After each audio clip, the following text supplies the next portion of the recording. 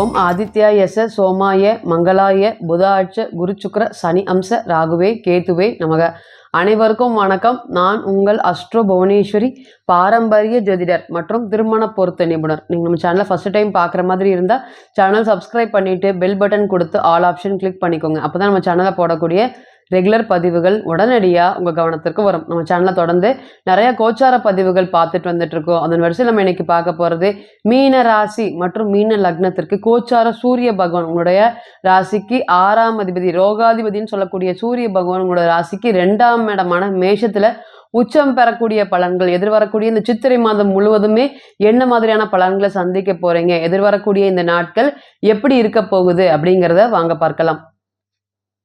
மீனராசி மற்றும் மீன லக்னம் காலபுருஷனுக்கு 12ஆம் வீடு, குரு பகவானுடைய ஆட்சி வீடு. அதே போல இந்த ராசியை பொறுத்தவரை பாத்தீங்கன்னா முதல்ல ஒரு நல்ல குவாலிட்டி சொல்லணும்னா யாரையுமே மதிச்சு பார்க்கக்கூடிய மனப்பான்மை ரொம்ப ரொம்ப ரொம்ப அதிகம். என்னதான் நம்ம இலக்காரமா பேசினாலுமே, ஒரு மாதிரி இதா பேசிட்டாலுமே இந்த ராசியை பொறுத்தவரை பெருந்தன்மையா நடந்துக்குவாங்க. ஆனா அடுத்த வாட்டி பேசுவாங்களான்னு கேட்டீங்கன்னா பேசவே மாட்டாங்க. ஒரு தடவை நீங்க அவமானப்படுத்திட்டீங்கன்னா அந்த உறவை மீனராசிக்கிட்ட இருந்து நம்ம ஒட்ட வைக்க முடியுமான்னு கேட்டீங்கன்னா ஒட்ட வைக்கவே முடியாது. ரொம்ப தனக்குன்னு என்ன தேவை, தனக்குன்னு ஒரு வட்டத்தை போட்டு அந்த வட்டத்துக்குள்ளேயே வாழ்வாங்களே தவிர அதிலிருந்து வெளியே வரவே மாட்டாங்க. ஏழைக்கு ஒரு மாதிரி, பணக்காரனுக்கு ஒரு மாதிரி, இவங்க கிட்ட காசு இருந்தா ஒரு மாதிரி, காசு இல்லாம ஒரு மாதிரி.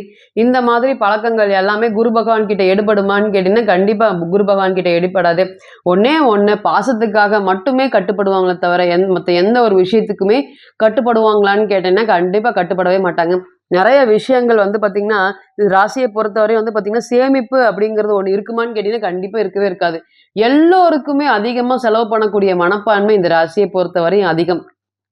10 பேர் இருக்கிற இடத்துல வெளியே போனா முதல்ல காசு எடுத்து கொடுக்கக்கூடிய நபர்கள் இவங்களதான் இருப்பாங்க. அதை யோசிக்கவே மாட்டாங்க. அது எவ்வளவு ஆகுது, என்ன ஆகுது அப்படிங்கிற மாதிரி யோசிக்கவே மாட்டாங்க. அதே போல தன்னுடைய தங்கச்சியா இருக்கட்டும், அக்கா இருக்கட்டும், குழந்தைகளுக்கு ஒரு நல்ல ஒரு துணிமணி வாங்கி கொடுப்பாங்க. தன்னுடைய குழந்தைகளுக்கு என்ன மாதிரி செலவு பண்றாங்களோ அதே மாதிரி துணிமணிகள் வாங்கி கொடுப்பாங்க. அதோடைய காசு எல்லாமே பார்ப்பாங்களான்னு கேட்டீங்கன்னா கண்டிப்பா பார்க்கவே மாட்டாங்க. சந்தோஷம் மட்டுமே முக்கியம் அப்படின்னு இருக்கக்கூடிய நபர்களான்னு கேட்டீங்கன்னா கண்டிப்பா மீனராசியை பொறுத்தவரை அதுல இருக்கக்கூடிய நட்சத்திரங்கள் அனைத்துமே பாத்தீங்கன்னா கடினமான உழைப்பாளி, உழைக்கக்கூடிய பெண்கள், ஆண்கள் எல்லாரும் தாங்க உழைக்கிறாங்க. அப்படின்னா நிச்சயமா இவங்களுடைய உழைப்புக்கேத்த ஊதியம் கிடைக்குமா அப்படின்னு கேட்டீங்கன்னா கண்டிப்பா கிடைக்கும். அதே போல 10 வருஷம், 15 வருஷம், 20 வருஷம் ஒரே இடத்துல வேலை செய்யக்கூடிய மனப்பான்மை இவங்களுக்கு அதிகமா இருக்கா அப்படின்னு கேட்டீங்கன்னா கண்டிப்பா இருக்கு. எதுவுமே இல்லை, எனக்கு ஒரு நம்பிக்கை, நீதி, நேர்மை, நியாயமா இருக்கிறாங்க, இந்த ஓனர் எனக்கு பிடிச்சிச்சு அப்படின்னா ரொம்ப வருஷம் நீங்க இன்கிரிமெண்ட் போட்டாலும் சரி போட்டாட்டியும் சரி அந்த இடத்துல வேலை செய்வாங்களான்னு கேட்டீங்கன்னா கண்டிப்பா வேலை செய்வாங்க. குடும்பத்திற்காகவே தன்னை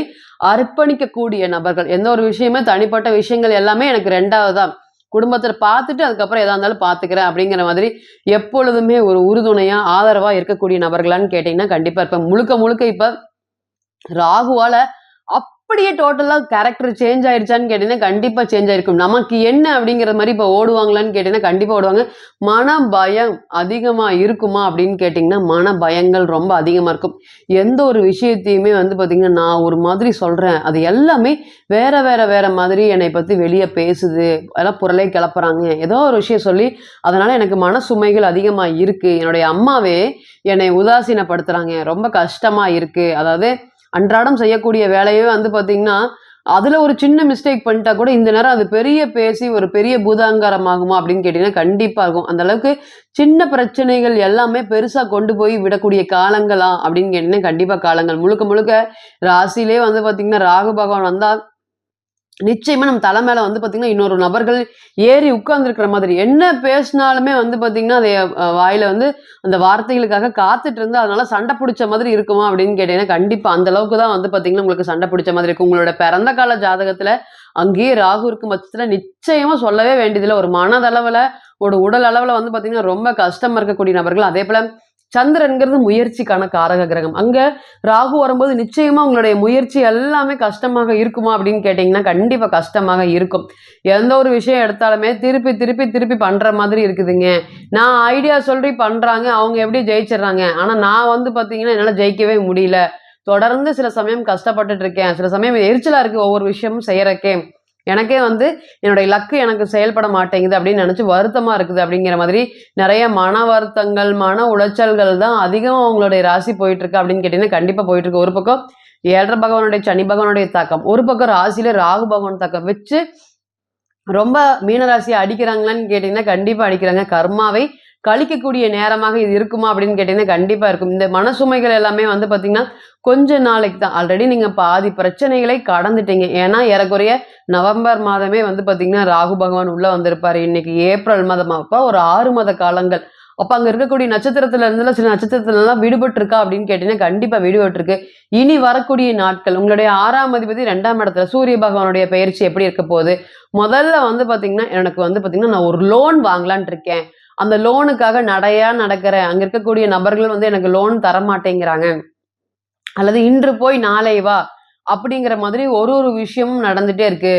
லோன் வாங்கி தான் வீடு கட்டலான்ட்டு இருக்கிறேன். அந்த நேரம் வந்து பார்த்தீங்கன்னா, இது நல்ல ஒரு யோகமான நேரமாக இருக்குமா? அந்த இடம் வந்து எங்க அப்பா பேர்ல வாங்கலான்ட்டு இருக்கேன். இந்த நேரம் சப்போர்ட்டிவ் பண்ணுமா? நெறைய விஷயங்கள் வந்து பார்த்தீங்கன்னா, நானும் போய் அலையிறேன். ஒரு ஒரு இடமும் வந்து பார்த்தீங்கன்னா, நல்லா இருக்கு, ஓகேவா இருக்கு, பணம் வாங்கிக்கலான்னு வந்து காலையில வாங்கும்போது, இன்னொருத்தருக்கு குடுத்துட்டேன் அப்படின்னு சொல்றாங்க. அப்படி அதேபோல லோன்களும் தள்ளி தள்ளி போயிட்டு இருக்கு.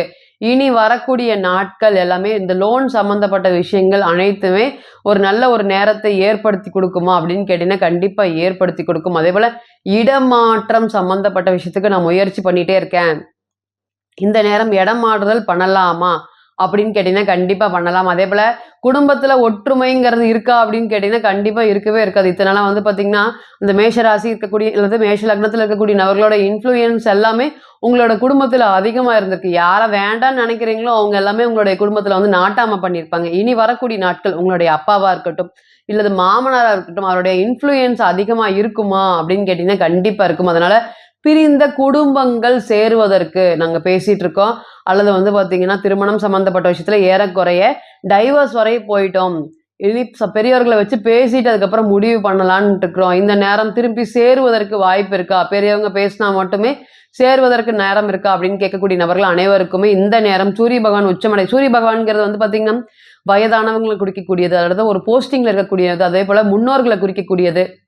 பெரிய நபர்கள், பஞ்சாயத்து பேசக்கூடிய நபர்கள குறிக்கக்கூடியது. அப்ப நிச்சயமா இந்த இந்த இந்த இந்த யோகம் வந்து பார்த்தீங்கன்னா, ஒரு முதல் தர யோகமா செயல்படுமா? அவங்க சொல்றதுனால குடும்பத்தில பிரச்சனைகள் குறைந்து ஒரு சுமூகமான குடும்பம் சூழ்நிலை ஏற்படுமா? அப்படின்னு கேட்டீங்கன்னா, கண்டிப்பா ஏற்படும்.